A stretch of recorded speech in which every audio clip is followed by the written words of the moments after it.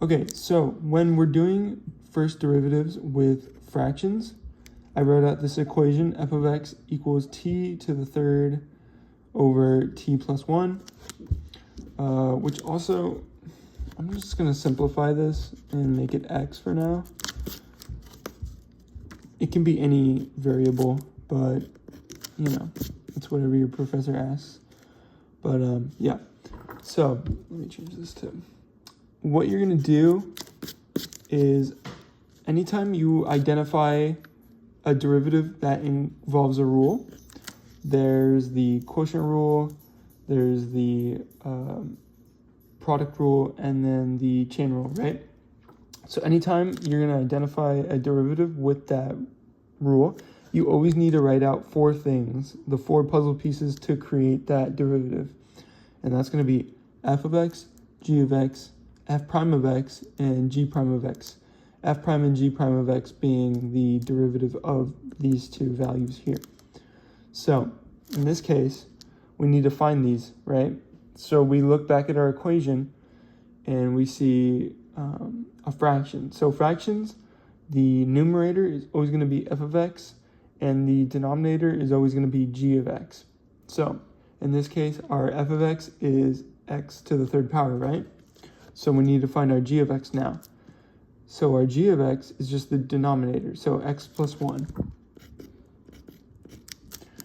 Now we need to find our f prime and our g prime of x.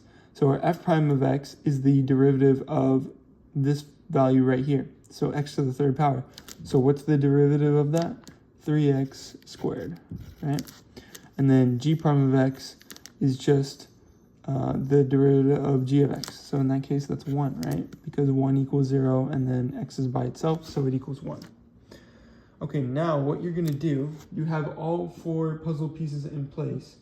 And what you're going to do is you're going to look up the rule, which I'm doing right now. So the quotient rule is g of x times f prime of x minus f of x times g prime of x over gx squared. So that's everything that's included in here.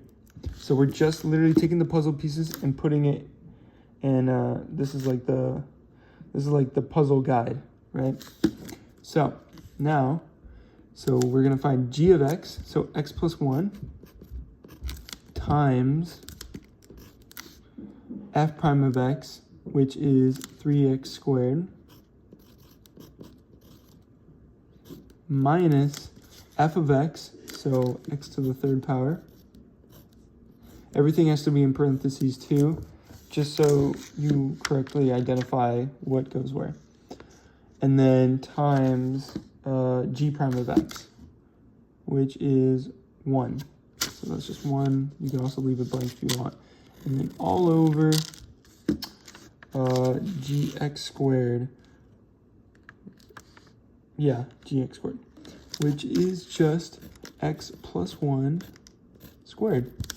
And that's how you do fractions.